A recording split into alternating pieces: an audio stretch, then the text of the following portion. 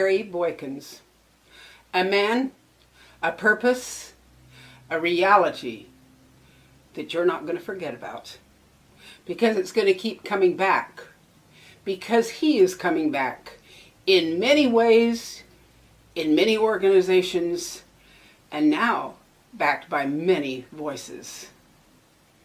Terry is the executive director of Street Positive.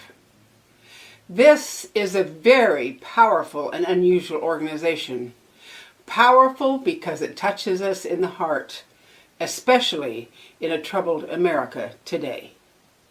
Street Positive is a youth advocacy and parent engagement organization focused on the emotional and economical needs of underserved communities.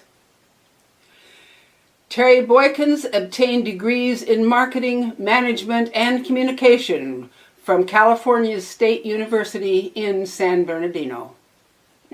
Prior to venturing as a social entrepreneur in 1997, he raised funds for child maltreatment awareness, fatherhood engagement, and mentoring development.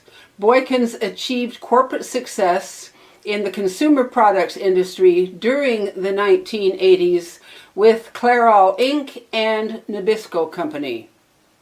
He is the recipient of over 320 local, regional, and national community service and mentoring awards, including the Dr. Martin Luther King Jr. Community Service Award, NAACP's Roy C. Wilkins President's Award, and the National Sales Network Outstanding Community Achievement Award.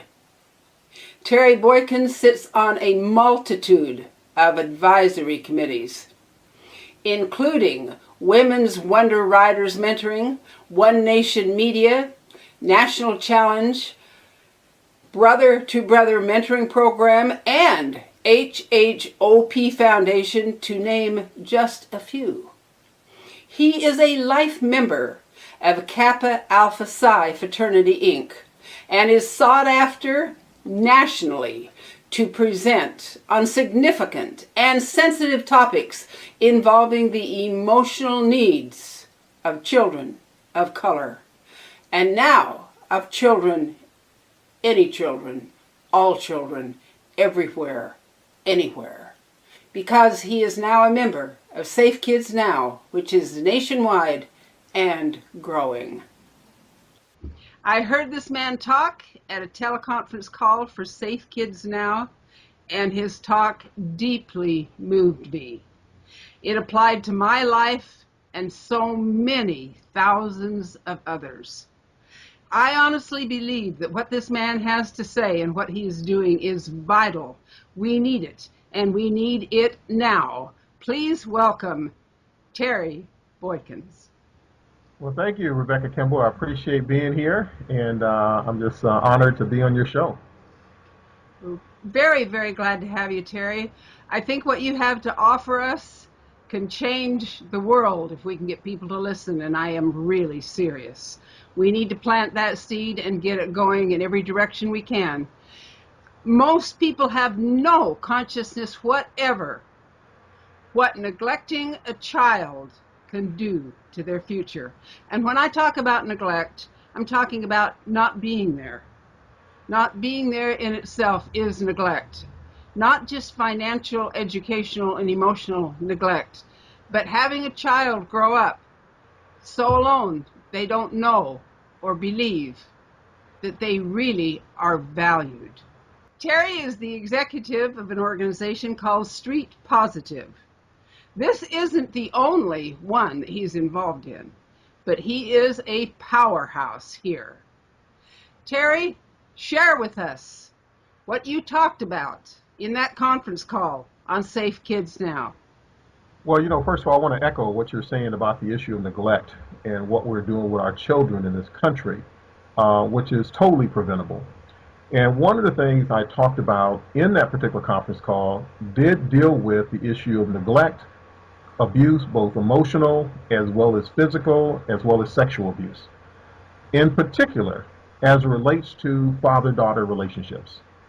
And one of the things that we have not recognized fully in this country is the dynamics that exist between fathers and their daughters and what their daughters need versus how traditionally and societal issues confront the need for fathers to be involved with their sons' lives, which without a question is very important. I have both a son and a daughter, and I do know that 38% of the abuse that daughters experience do come from the hands of their fathers, which is a significant number.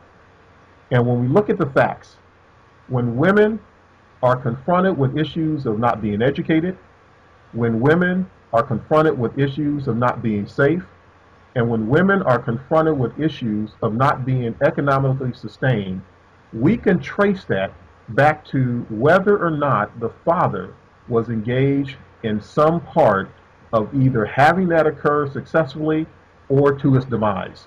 And so Daughters' Lives Matter focuses on three principles. Those principles are education attainment, making sure fathers are responsible for their daughters' education and all their children's education. Victimization prevention. That is a very key one. We can come back to that one because that's going to get a very deep topic with regards to father-daughter, male-female relationships. And then poverty diversion. We understand that 32% of women in this country are in poverty. Those women are being left behind oftentimes to have some economic resources which may not necessarily come from legitimate means. Those means may involve illegal activity. Oftentimes it could involve prostitution or selling themselves that basically results from someone being able to get into their lives, manipulate who they are, cause them to understand the value of selling themselves to pay off bills or enjoy some kind of economic benefit, which then is going to create a bigger cycle of causing impact on their children because I know children who know what their mothers have to do to economically sustain. And oftentimes that's going to affect the child's perspective and how they view the world because they know what mama does to make money and bring money into the household. And so we have to really look at this issue in terms of where fathers play a role in their daughters' lives. When children are used as a commodity, when women are used as a commodity, tell us the psychological effect that that has when that child tries to step out in the real world and make it. Wow. You know, when I tell you what, I think you use the optimum word, real. That child is going to be confronted by a system that does not really tolerate their experiences of neglect and abuse. Society is based on a model, and that model basically says if you do everything that we want you to do, you do everything that you need to do, go to school, behave, go home, have a sandwich, play with your friends, do your homework, and then come back here and learn some more. That's an ideal world. The reality of it is that most of American children, and a lot of American children, are confronted with obstacles that don't let them have that kind of a daily situation. And so we're going to be dealing with sex trafficking. We're going to be dealing with opportunity that basically comes from that and the drugs that go along with that. We're going to deal with incarceration. We're going to deal with abuse. We're going to deal with school dropouts. We're going to deal with abandonment. So we are dealing in this country with individuals that have created a system that ideally will not work based on what we're trying to get as far as the outcome of our young people in our generation. So we're basically told, go to school, keep your nose clean, go to college, get a job, get married, live in a white picket fence, have 2 cars, 2 children, save your money for retirement, go on a trip, be happy, and the reality of it is most of us never experience that. It's been my experience that kids that are used as a commodity are discouraged from getting an education by those that use them as a commodity. Mm. I've seen that over and over. Those that benefit from their ignorance, from their fear, from their insecurity, they rely on that to control that child. And it works. And it works well. It works very well, especially with women. However, that that's for all kids. That's for all kids, because by our fear, by our lack of self-confidence, by our ignorance, we are literally enslaved. We are enslaved body and soul, and become a commodity through our ignorance and not knowing any better. And our government doesn't even touch our lives as far as we know. We just think that that's the way it is because we have no choice. How can we change that, Terry? Well, I think when you talk about choice and you talk about government, you have to involve the voting process. One of the questions that I asked a number of candidates this last election is, why do you not talk about family values in the election process? Very seldom will you hear a candidate talk about the importance of family. Or is there a plan for the family? And if there is a plan for the family, how do you carry that out? If there is a plan for the father in the home, how do you implement that to ensure that he has the resources, the economic capabilities, the mental health services to help him become a effective and productive father and not a destructive father? And so I believe one of the things we have to do, we have to challenge our elected officials to engage and value family based on what it's supposed to do in the terms of rearing a child. Not destructive behavior. We know what's wrong for the most part. We know things that are wrong and they're destructive to our children. I believe that one of the things that is a demise in this country is that we do not talk about family, the unitedness and the importance of family in America, and to have elected officials put family at the forefront of every agenda that they have that comes across their respective desk. All the bills, if it's not focused on family values and family well treatment, I don't believe that voters should give support to any elected official that does not have a family agenda to ensure that children are safe and families are healthy. We have more and more and more single parents. We have more and more and more children growing up in fatherless homes. We Yes. have more and more and more women struggling to do, quote, unquote, anything to survive, to feed their children so they won't lose them. Anything. Anything. All right? Now, this is getting bigger. From my own history, I can say this is getting bigger. I'm a rarity. I came out of polygamy. I think you're aware of Warren Jeffs, who's in prison for life in Texas. His father performed my marriage when I was a child bride. Yes, I'm very familiar with the There story. are thousands of children not like me, not hundreds, but thousands.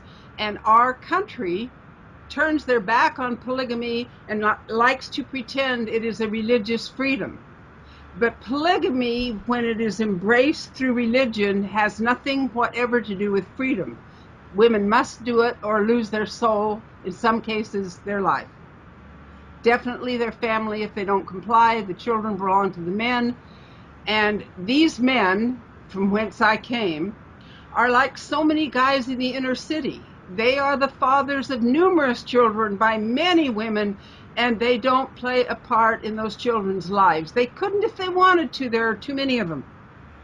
They can't be a father because they're not even there. The best thing they could possibly be is a sergeant running their own army if they were around. That was my particular vision of my own father when I saw him. He was the angry dictator. He was not a father. I knew nothing else. He never spent a night at our house. It was not fit for him to be there. We didn't make enough. He didn't eat at our house because we didn't have enough food. But he came by to get the welfare check. Now, my dad was not unusual. He was not. He spent time in the Utah State Penitentiary, but he stood up and told the world he was being martyred for his religion. He got a lot of press, and it's probably the first time he ever got any recognition and got his face in the paper. This Wow. is the kind of thing we're dealing with.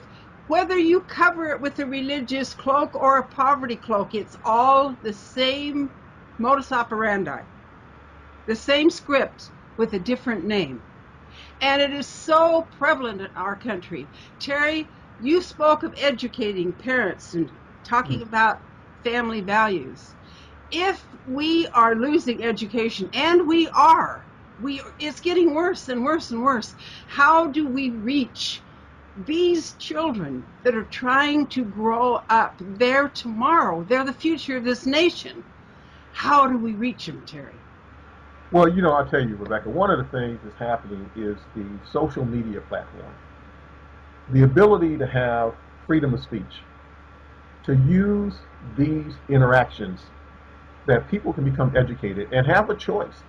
You know, when you limit somebody's ability to have access to knowledge, you're controlling them, is Yes. basically what's happening. Once you limit someone's ability to have access to knowledge, you are controlling them. That goes for even when you talk about from a spiritual, religious perspective, even when you limit someone's ability to have a direct relationship with God, you are controlling them for your own selfish reasons. And I think that we have to use social platforms, interactions, different activities that really allow people to be expressive, that they can share things, that they can deal with their issues. What we've done, particularly from a mental health perspective, which is really what this comes down to, is how people are affected from a mental state. One of the things that I believe is critical is giving our young people a platform to express themselves. You know, I'm involved with a number of organizations. One of the organizations, Women Wonder Writers, headed by Deborah Postel. We're going to be providing a essay award tonight that deals with Daughters' Lives Matter. And I had a chance to listen to the essays that were written by daughters about the relationship with their fathers. How this just allowed them to open up all the hurt that has been inside of them for years.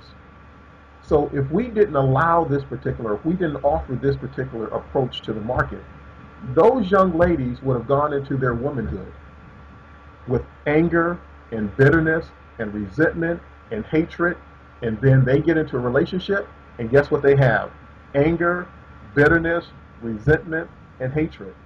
And so the cycle just continues. So one of the things I believe we have to do, and we have to do it better, is start in the family.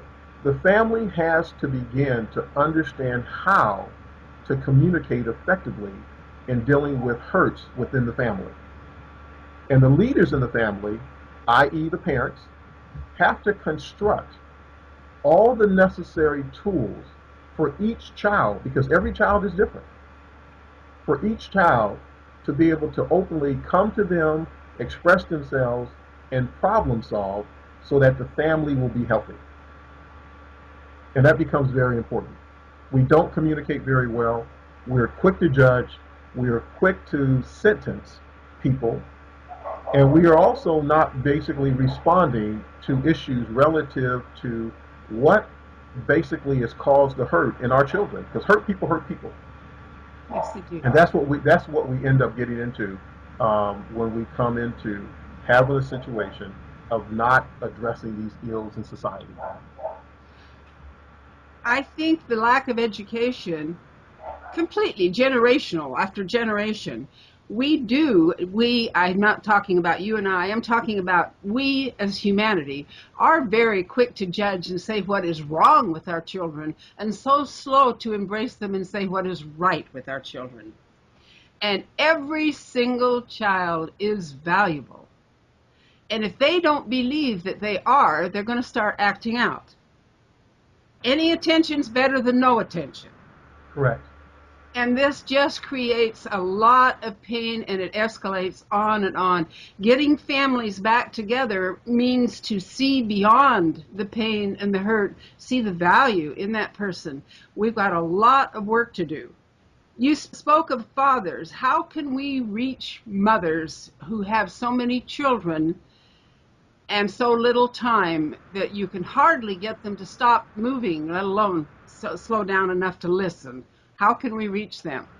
I think we have all these social programs, and I think that's part of the issue is about collectively being able to pull these programs together and say, what exactly is it that these single women need? I have an event coming up with a program in a city not far from me that is headed by Pastor Dan Harris. And these are for teen moms. And these teen moms are going without this holiday because they don't have any diapers, they don't have supplies to feed their, for their children.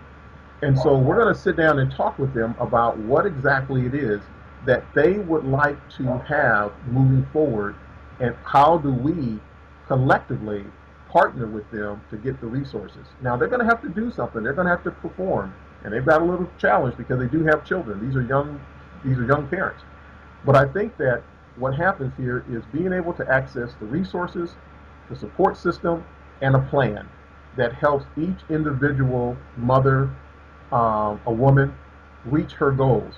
And some of them have never even been talked about what a goal is. Some of them have never even been talked to about what a plan is, because, like you mentioned, they are basically just trying to survive. They're just trying to make it from, this location to that location, and from school to work to another job, to trying to pay the bills, to dealing with an issue, or dealing with a child that doesn't come home at night, or dealing with a child who has a disability. They're just trying to make it. This is why it's so important for us to unite men in this country. This is why we started Daughters Lives Matter. Because when women and girls see men taking leadership, they will begin to trust again.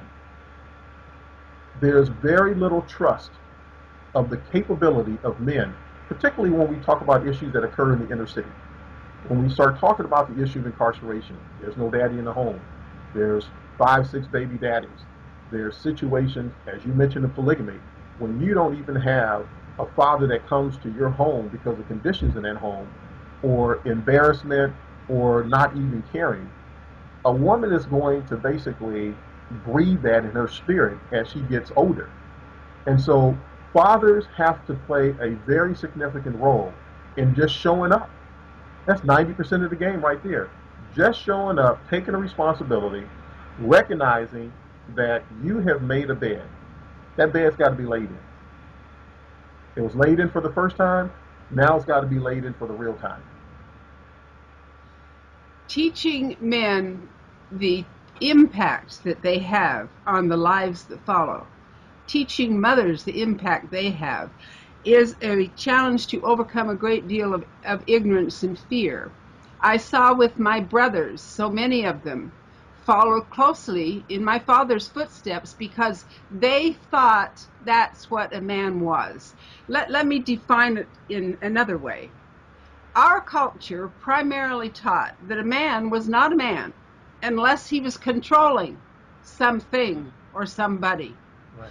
Our culture also taught that a woman was not a woman unless she allowed herself to be controlled by something or somebody. And Dad was basically the god of our home, but he was an uneducated, very narcissistic man. Looking back over his life, I have empathy, a great deal of empathy for my father. He turned to alcohol. Wow. Because he could not deal with the life that he had created. He had all of these women and all of these children, and he was providing for nothing, really, except himself. Not being able to deal with the life he created. We just did a series called Helping Hurt Men Heal. And that was basically a broadcast for 5 weeks on a show out of Houston, Texas called Parenting with a Purpose with Dr. Vita Brown. On that team were Dr. Loren M. Hill, a gentleman by the name of Brian Nevin, and a gentleman by the name of Dewey Foster, and myself. For 5 weeks, we dealt with that very issue that you just mentioned. Men that are creating environments and situations that they cannot control. Society says, this is what you're supposed to do, this is who you're supposed to be, but you don't really equip them with the mental capability and the economic resources to do the job that you say you want them to do. We want you to go fight a war with a slingshot and get all the bad people when they've got automatic weapons. And I think that's what occurs here, is that we are dealing with an issue with men in this country, that we're not allowing them to be emotionally vulnerable, nor mentally prepared based on the stake that they're about to take on, and that's raising children. And when we don't do that, we are going to be destined for destruction. I see that the men who are in my life that couldn't be good fathers never knew what a good father was. They didn't really ever experience that. They had no role model, and they had no connection even to themselves. This is why the alcohol, this is why the despair. They lost themselves in the shuffle because they never knew who they were. They lost sight of their own inner quality just from the negativity that they experienced all of their life. And finding the inner quality, making people understand it's there. Yesterday is gone. Today, the decision you make today determines your future. If we could get that through to them and let them know that they were valuable, and that is so challenging. At Street Positive, we have a upload, I guess you could take, called the Man Plan. And the Man Plan gives you an opportunity to really look at yourself far as your capabilities emotionally, financially, academically, spiritually, what have you. Most men, I believe, are confronted because they don't have a uniform. When we talk about our athletes, they know what team they're on. Athletes get traded, they play their roles, they get paid big salaries. Men oftentimes run around with no uniform. They don't know what team they're on. They don't know what positions they're supposed to play. So you have a lot of people that just walk onto the field or to the field of play not really knowing what the game is. But they will patronize all the other athletes that are organized and wear the uniform. And there's men that will even wear the names of other men on their backs just to basically say that I'm a part of something or I believe in something.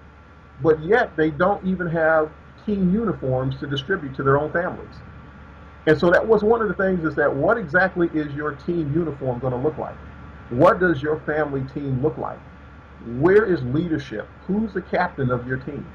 And so until we start allowing men to understand that you have your own team to get ready, let alone go spend a lot of time watching other men play for a lot of big money and big stakes, get your team together, get your family together, start building legacy, start breaking cycles, get out of this emotional quagmire that you don't count and you can't score and nobody should throw the ball to you. Begin to help other people not hurt the way you hurt. Although you may not know how to do some things, there's people out there that are willing to help you. And there's people that's willing to help you be successful. This whole issue that nobody wants to help you make it is not true. There's a lot of people that don't want you to make it, and I won't get into all the principalities and all the destructiveness that occurs even in religious settings. As you know, you've been a part of that. Right. But I do believe that once a man understands his team uniform, he will perform every time. And I think that's what we need to do. We need to start equipping and understanding that men do have emotional vulnerabilities, that they don't know what to do all the time just because they're a male. And I think that we have to get into an issue, particularly of mentoring. This is why mentoring is so fascinating to me, because it basically says that I'm willing to be unselfish for a period of time to help somebody get more or equal to what I have. If that is something we can really adopt in this country, I think we'll have something here.